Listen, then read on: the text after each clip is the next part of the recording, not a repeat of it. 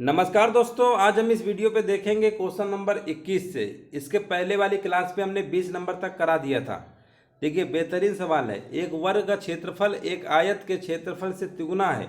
आयत की लंबाई 5 स्क्वायर से 5 सेंटीमीटर अधिक है, जो उसकी चौड़ाई से तिगुनी है। वर्ग की परिधि क्या होगी?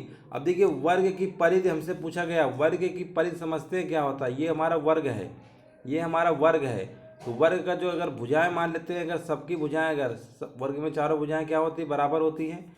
तो परिधि कहें या परिमाप कहें, तो वर्ग का परिमाप क्या होता है? 4a होता है। तो कुल मिला के दोस्तों, सबसे पहले हमें वर्ग की भुजा हमको ज्ञात होगी, तभी तो हम परिधि निकाल पाएंगे। तो समस्या है हमारे पास भुजा निकालना। देखते हैं कैसे निकालेंगे। एक वर्ग का क्षेत्रफल एक आयत के क्षेत्रफल से तिगुना है, ये मान लेते हैं वर्ग। वर्ग का क्षेत्रफल आयत के क्षेत्रफल से तिगुना है। अब यहाँ पर हम आपसे अगर कहें कि वर्ग का क्षेत्रफल क्या होता है? ए स्क्वायर होता है। आयत का क्षेत्रफल क्या होता है? एल इंटू बी होता है। ठीक है ना, लंबाई और चौड़ाई का गुणनफल होता है। इन दोनों के क्या बोला? इसके तिगुना है। यानी ये जो क्षेत्रफल हमारा होगा आयत का, इसका 3 गुना कौन है? वर्ग का क्षेत्रफल है। ये बात आपको क्लियर हो गई। यहाँ पर दिया है आयत की लंबाई 5 स्क्वायर से 5 सेंटीमीटर अधिक है। 5 स्क्वायर का मतलब 25, 25 से 5 अधिक का मतलब 30। तो ये सीधे डायरेक्ट नहीं बोल सकते हैं कि लंबाई कितनी है, 30 सेंटीमीटर है। ये सिंपल सी बात है, सीधे कह सकते थे, लेकिन घुमा के लिखा गया है। कोई बात नहीं, लंबाई हमको पता चल गई है। बोला है चौड़ाई से तिगुना है, यानी ये जो चौड़ाई हमारी होगी ब्रेथ, इसका ये 3 गुना है। तो बताइए ये 30, ऐसा कौन सा नंबर लिखें जिसका 3 गुना करने पर 30 आए? तो आप कहेंगे चौड़ाई को 10 मान लीजिए, 10 का 3 गुना क्या होता है? 30 होता है। तो इस तरीके से आप देख रहे हैं ना, लंबाई और चौड़ाई भी हमको पता चल गई। तो अब क्या इससे हम ए नहीं निकाल पाएंगे? ए स्क्वायर बराबर क्या होता है? लंबाई गुणे चौड़ाई होता है। तो 30 गुणे 10 कर देंगे तो कितना आपका आएगा? 30 गुणे 10 करेंगे तो 300 आएगा। इसी का 3 गुना भी तो करना है। तो इसका मतलब ए स्क्वायर बराबर हमारा आ जाएगा 900। अब देखिए, ए हमको निकालना है, इसका वर्गमूल निकालेंगे तो 30 आएगा। कुल मिला के हमने भुजा निकाल लिया। ए बराबर 30, पेरीमीटर पूछा था, परिधि, तो 4 गुणे 30 कर देंगे ना, तो आंसर हमारा कितना आ जाएगा? 120। तो उम्मीद है ये वाला प्रश्न आपको समझ में आ गया होगा। राइट आंसर क्या होगा? यहाँ पर सी नंबर आपका हो जाएगा। चलिए अगला प्रश्न देखते हैं। लिखा हुआ है एक वर्ग की एक भुजा एक वृत्त के व्यास की आधी है। वर्ग का क्षेत्रफल दिया गया है 1225 वर्ग सेंटीमीटर है। तो वृत्त का क्षेत्रफल कितना होगा? तो देखिए, वर्ग का क्षेत्रफल बच्चा बच्चा जानता है। वर्ग का क्षेत्रफल क्या होता है? वर्ग का क्षेत्रफल है, हम वृत्त का लिख रहे हैं, क्या बात है। वर्ग का क्षेत्रफल आपका होता है ए स्क्वायर। ए स्क्वायर बराबर है आपका 1225। हम आपसे कहेंगे भुजा कितनी होगी? तो 1225 का वर्गमूल निकालेंगे। वर्गमूल निकालेंगे, यहाँ पर आएगा 35, यानी हमको पता चल गई वर्ग की भुजा कितनी है? 35 सेंटीमीटर है। अब यहाँ पर लिखा वर्ग की भुजा वृत्त के व्यास की आधी है। इसका मतलब जो व्यास होगा इसका दुगुना होगा। इसका मतलब जो वृत्त का जो व्यास होगा, ठीक है ना, जो वृत्त का हमारा क्या होगा, जो व्यास होगा वो कितना होगा? 70 होगा। तभी तो इसका आधा 30 होगा। सिंपल सी बात है, समझ गए होंगे। अब हमें व्यास भी पता चल गया है। व्यास पता चल गया है। पूछा क्या गया? वृत्त का क्षेत्रफल, है ना, वृत्त का क्षेत्रफल। अब व्यास है, त्रिज्या इसकी घुमा फिरा के फिर से 35 हो जाएगी, क्योंकि त्रिज्या हमेशा व्यास की आधी होती है। वृत्त का क्षेत्रफल क्या होता है? पाई आर स्क्वायर। पाई की वैल्यू रख दीजिए 22/7। आर देखिए यहाँ पर रेडियस हो जाएगा 35, ये आर हो जाएगा ना, आर आर बराबर 35। यहाँ पर एक बार और लिखना पड़ेगा, आर स्क्वायर है 7 गुणे 5 35 होता है। 5 दूनी 10 110 होता है। 5 दूनी 10 और 11 110 आएगा।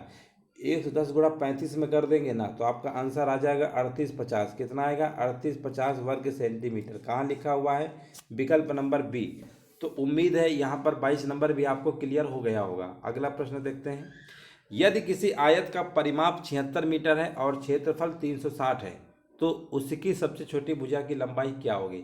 देखिए, अगर आप वाकई में लेखपाल बनना चाह रहे हैं तो ये लेखपाल के ही टाइप के क्वेश्चंस हैं, आपके सिलेबस में है, न्यू सिलेबस के अकॉर्डिंग पढ़ा रहे हैं।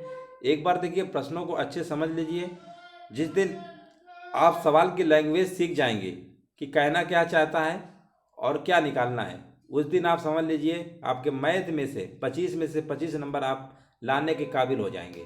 बस सवालों को पकड़िए, लैंग्वेज, इसकी भाषा को समझिए कि कैसे लिखा जाता है। रटना नहीं है, रटेंगे ना तो कभी नहीं आएगी मैथ। देखिए आयत का परिमाप बोला है ना, आयत का परिमाप जैसे लिखा है आपके दिमाग में जाना चाहिए। आयत का परिमाप क्या होता है?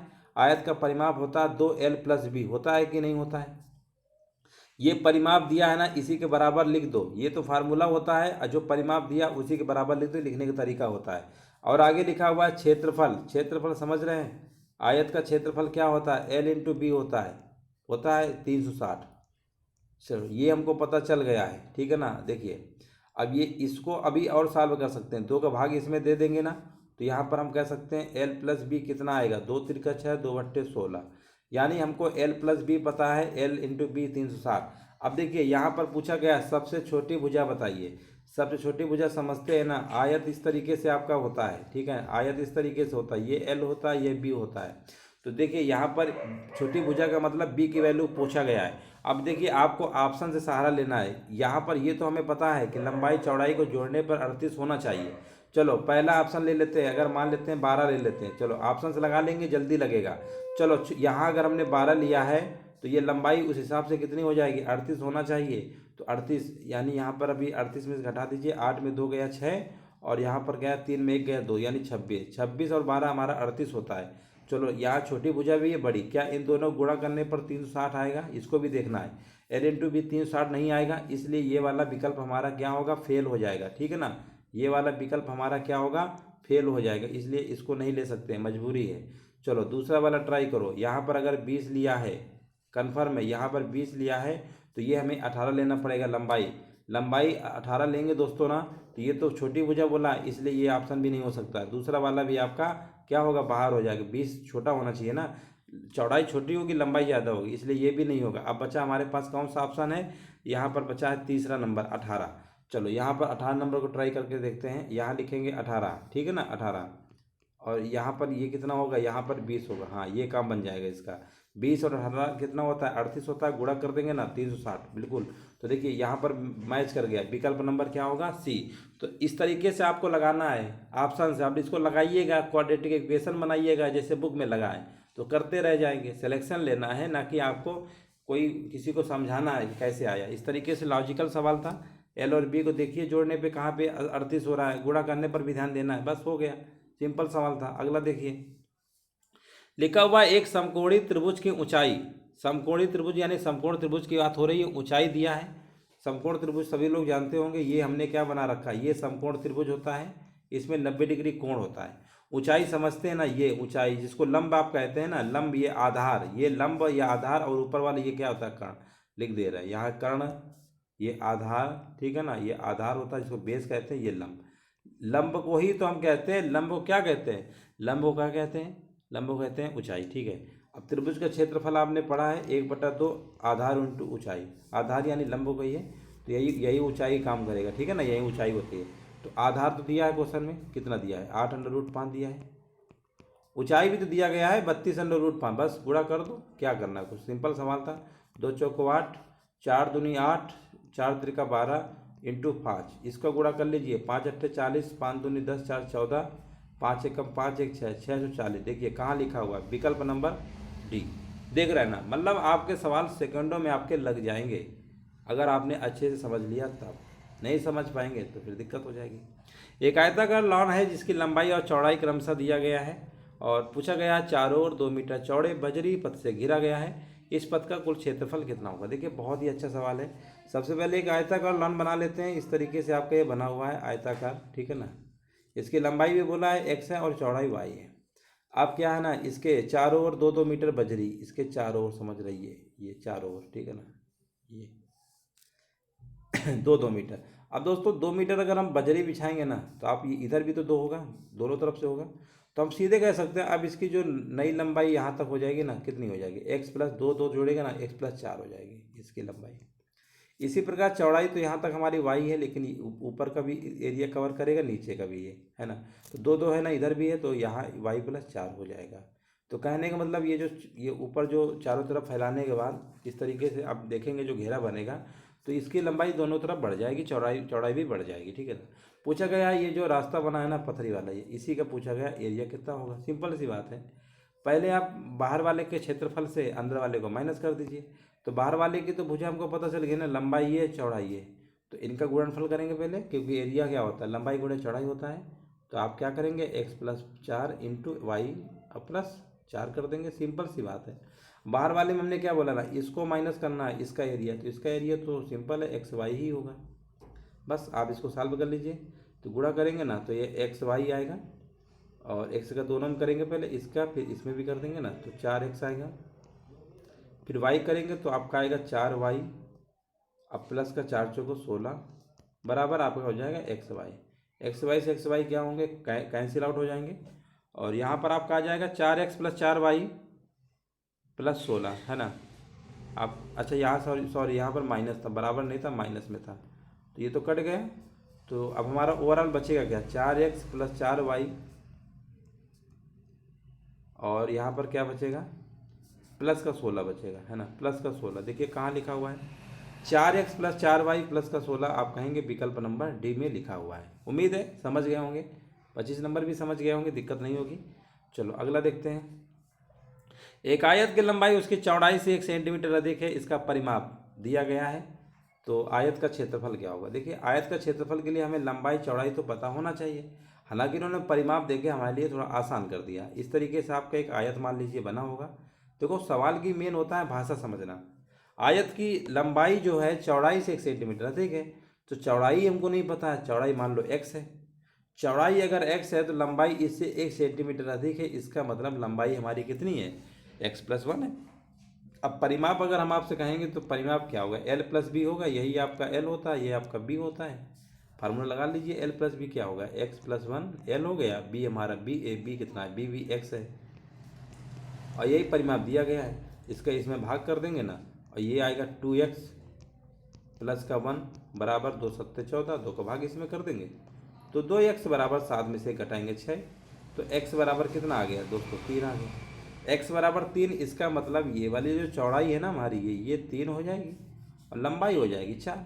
सिंपल सी बात है, 3 से जोड़ देंगे ना, लंबाई बोला है कि चौड़ाई से अधिक है, तो 3 1 4। अब 3 4 पता चल गया, क्षेत्रफल नहीं निकाल पाएंगे, 4 तरीका कितना होता है 12, बस लंबाई गुणे चौड़ाई कर देंगे, 4 गुणे 3 कर देंगे ना, यही तो आपका क्षेत्रफल होता है आयत का। आंसर आएगा 12, जो कि विकल्प नंबर आपका सी हो जाएगा करेक्ट आंसर। उम्मीद है समझ गए होंगे, सिंपल सवाल था। अगला देखते हैं, 27 नंबर आपको देखना है और बताना है आंसर क्या होगा। किसी आयताकार पार्क की जो परिमिति है 6 किलोमीटर है, और क्षेत्रफल जो है आपका 2 वर्ग किलोमीटर है।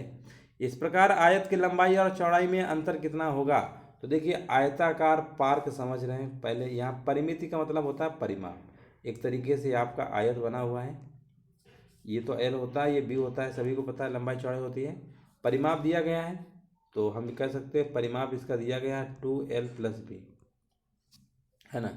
2l प्लस बी कितना है, 6 किलोमीटर है, तो हम कह सकते हैं l प्लस बी हमारा कितना दिया गया है, 3। ठीक है ना, ये क्लियर हो गया। क्षेत्रफल दिया गया, इस टाइप का भी सवाल करवाया था, l इंटू बी दिया है 2 वर्ग किलोमीटर। अब आप ऐसे मान सोचिए कि l और b को जोड़ने पर 3 आना चाहिए, तो हम सिंपल सी बात है, l को मान लेते हैं 2 है, चौड़ाई को मान लेते हैं 1 है।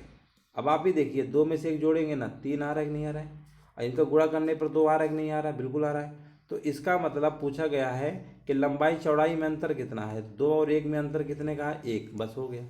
देखिए सिंपल सवाल था कि नहीं था, ज़्यादा दिमाग नहीं लगाना है आपको, ठीक है। विकल्प नंबर यहाँ पर क्या होगा, बी नंबर आपका राइट आंसर आपका हो जाएगा। अगला देखते हैं। एक आयत का जो विकर्ण है 10 सेंटीमीटर है तथा इसकी लंबाई से दुगुना है, आयत का क्षेत्रफल कितना होगा।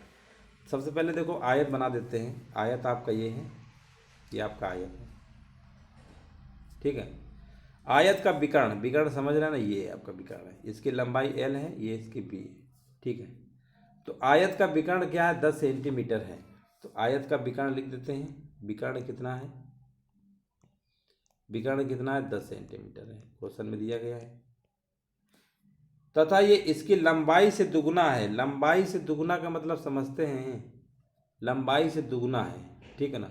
तो इसका मतलब लंबाई कितनी रही होगी, लंबाई इसका मतलब रही होगी 5 सेंटीमीटर, क्योंकि विकर्ण अगर दुगुना है तो लंबाई कितनी रही होगी, 5 सेंटीमीटर रही होगी। सिंपल सी बात है, क्लियर हो गया होगा, ठीक है ना। जैसे इन्होंने कहा वैसे हमने कर दिया, कोई इसमें दिक्कत की बात नहीं है, ठीक है। चलो आगे देखिए, लिखा हुआ है लंबाई। अब यहाँ पर लिखा हुआ है आगे कि आयत का क्षेत्रफल क्या होगा। क्षेत्रफल निकालने के लिए हमें l और b हमें पता होना चाहिए।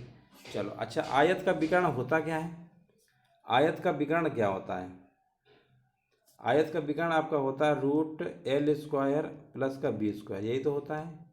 ये जब निकालेंगे ना, पाइथागोरस थ्योरम बना देगा 90 डिग्री पे, और यहाँ पर L² प्लस का B² होगा, ठीक है ना। ये होता है, यही विकर्ण क्वेश्चन में 10 दिया था। अब हमने क्या किया, दोनों तरफ स्क्वायर कर देंगे। दोनों तरफ जब स्क्वायर कर देंगे इस तरीके से, है ना, इस तरीके से कर देंगे, तो ये तो इधर वाला हमारा हो जाएगा L² प्लस का B², और यहाँ पे हो जाएगा हमारा 100। क्वेश्चन में L हमको पता है 5 है, 5 के स्क्वायर 25, यानी B² बराबर 100 में 25, 100 में से क्या करेंगे, 25 को घटा लेंगे, तो यहाँ पर आपको कितना आ जाएगा, 75 आ जाएगा। कितना आ जाएगा, 75 आ जाएगा, 75। तो B बराबर निकालेंगे कि तो कितना आएगा, 5√3। कितना आएगा, 5√3। अब देखिए यहाँ पर B हमको पता है, L पता है, एरिया नहीं निकाल पाएंगे। 5 × 5 25√3 आएगा। 25√3 कहाँ लिखा हुआ है, विकल्प नंबर क्या होगा इस प्रश्न का, आपका राइट आंसर आपका हो जाएगा, ठीक है ना। इस तरीके से आपका विकल्प नंबर C क्या होगा, राइट आंसर आपका हो जाएगा। उम्मीद है समझ गए होंगे, ठीक है ना।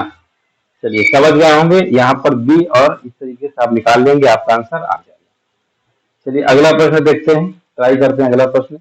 उम्मीद है समझ गए होंगे, अगला देखते हैं। चलिए यहाँ पर देखिए कोई फोन यहाँ पर डिस्टर्बेंस कर रहे हैं, कुछ नहीं, चलो आगे बढ़िए। 29 नंबर देखिए, एक आयताकार मैदान की जो परिमिति है 480 मीटर है, इसकी लंबाई और चौड़ाई का अनुपात 5:3 है। मैदान का क्षेत्रफल कितना होगा? देखिए बहुत ही सिंपल तरीके लगा सकते हैं, लंबाई चौड़ाई का अनुपात दिया गया है, ये मान लेते हैं आपका आयत है, ये आपका आयत है, ये 5 है, ये 3 है। दोनों तरफ x चिपका लो, कोई दिक्कत तो है नहीं, है ना। परिमाप दिया गया है, तो परिमाप आप जानते ही हैं 2L + B होता है। 5 3 कितना हो जाएगा, 8x बराबर कितना दिया गया है, 480। अब हम आपसे कहेंगे 8 दूनी 16x, तो x बराबर कितना आएगा, 30। x बराबर 30, इसका मतलब ये जो लंबाई है ना हमारी 150 हो जाएगी।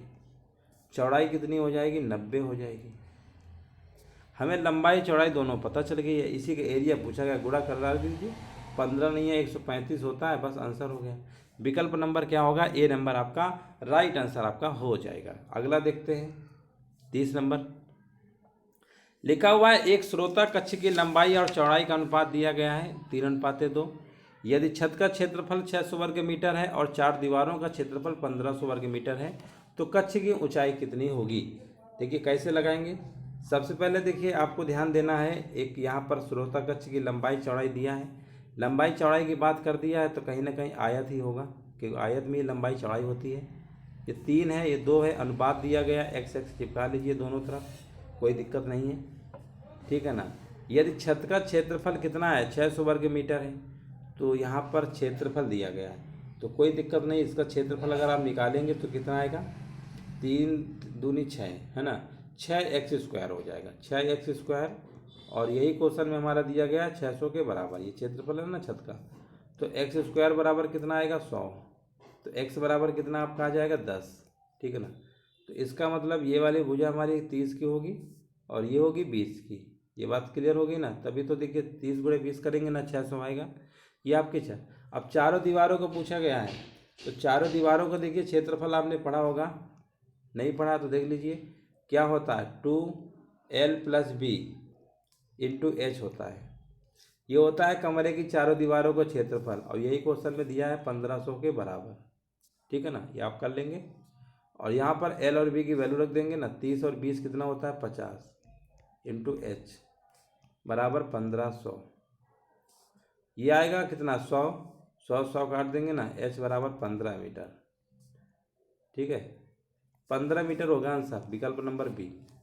तो उम्मीद है ये भी समझ लिए होंगे। बस ये फार्मूला आपको याद होना चाहिए, 2L + B × H होता है।